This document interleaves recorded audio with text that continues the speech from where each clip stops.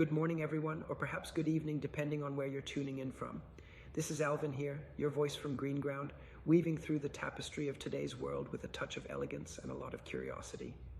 As we slip into this crisp Friday, let's take a moment to reflect on the stories that are rippling across our global stage, those threads of conflict, innovation, tragedy, and resolve that remind us just how interconnected we all are. Pull up a chair, maybe pour yourself that first coffee of the day, and let's dive in together, shall we? Picture this, the vast, sun-baked expanses of northwest Nigeria, where shadows of violence have loomed large.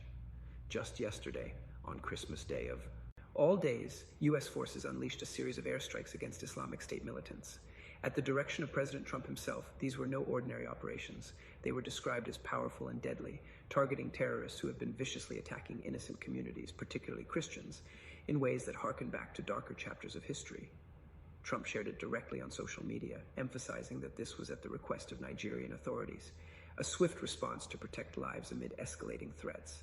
It's a stark reminder of how quickly the winds of geopolitics can shift, even during what should be a season of peace. One can't help but ponder the delicate balance between decisive action and the hope for lasting stability in regions torn by such extremism.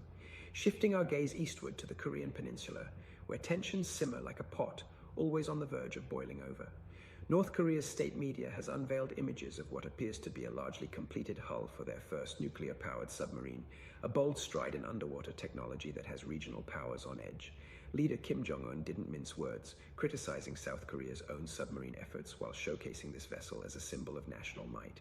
It's the kind of development that sends ripples through diplomatic waters, heightening concerns about proliferation and the fragile peace in Northeast Asia. Imagine the strategic chessboard there. Every advancement like this redraws the lines, forcing neighbors to reassess their own defenses.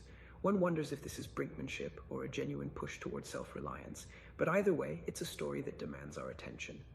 And speaking of defenses, let's turn to Japan, where the cabinet has just greenlit a record-breaking defense budget topping 9 trillion yen.